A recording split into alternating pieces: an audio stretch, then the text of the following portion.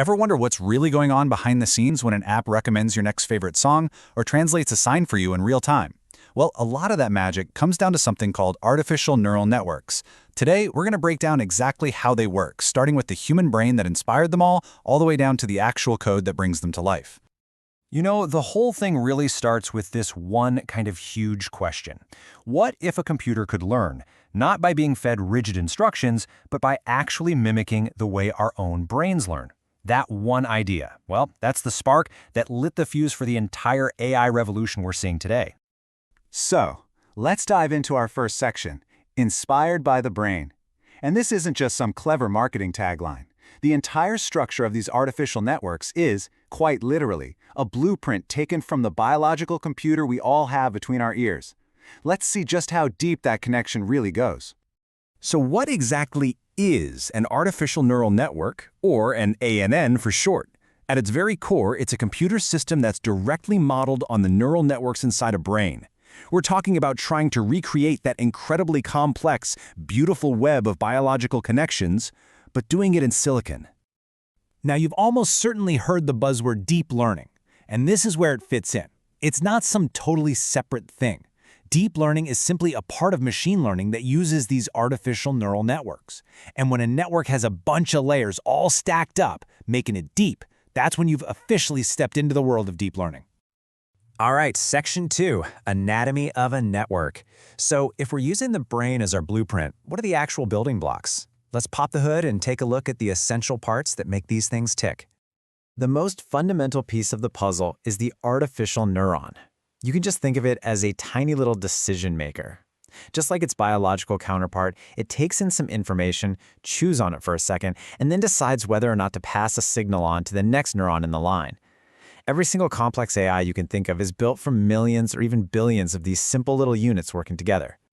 But these neurons aren't just thrown together randomly. They're organized into layers.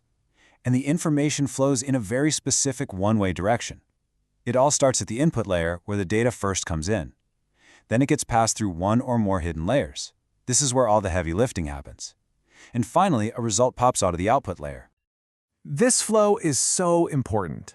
The signal travels from that first layer all the way to the last. Now, those layers in the middle, they're called hidden layers for a reason. It's because we, the programmers, don't really interact with them directly. They're kind of like a black box where the network does its magic, finding all these subtle patterns and connections in the data that lead to that final answer. Okay, on to Section 3, from blueprint to code. So we've got the theory down, we understand the biological inspiration, but how do we get from these neat-looking diagrams to actual software that runs on a computer? Well, this is where it gets really fun. This is where we translate the blueprint into code. And you might think this takes some kind of super genius level of coding, but the key is using an absolutely fantastic tool called Keras. Keras is the super user-friendly library for the Python programming language that lets us build these incredibly complex networks in a surprisingly simple way. And, you know, this quote from the Keras documentation just says it all. It defines its most basic model as a sequential model, which is a linear stack of layers. That phrasing is so perfect, right? It sounds exactly like the diagrams we just looked at. We are literally just going to stack our layers, one on top of the other, just like building with Lego bricks. So let's jump into Section 4, Building with Keras. Now that we have that stack of layers idea in our heads, let's look at what the code actually looks like. You're about to see just how ridiculously simple it can be to define a basic neural network. And there it is. That's it. We create a sequential model, that's our stack, and then we just list the layers we want to add. In this case, we have 2 layers, and they're both dense layers, which is the most basic kind. The numbers you see, 32 and 2, well, that's just how many neurons we want in each layer. Seriously, that little bit of code defines a whole neural network. So what is this dense layer we just saw? It's pretty much the most fundamental type of layer there is. And it's called dense for a very simple reason. Every single neuron in that layer is connected to every single neuron in the layer right before it. It creates this dense web of connections, which lets the information get totally mixed and processed. Let's quickly break down what you're seeing in the code. When you see dense 32, that just means, hey, create a dense layer with 32 neurons. Simple enough.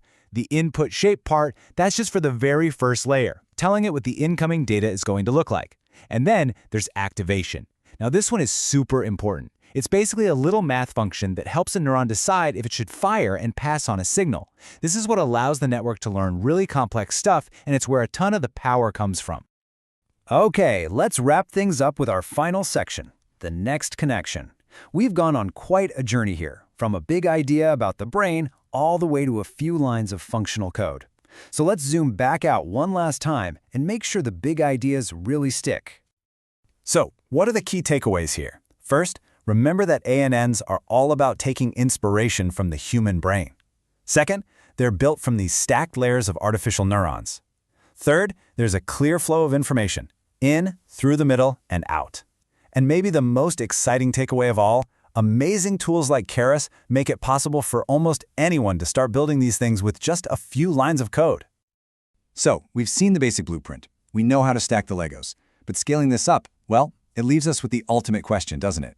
With these building blocks, how close are we, or how far are we from truly recreating the creativity, the reason, the consciousness of a human mind?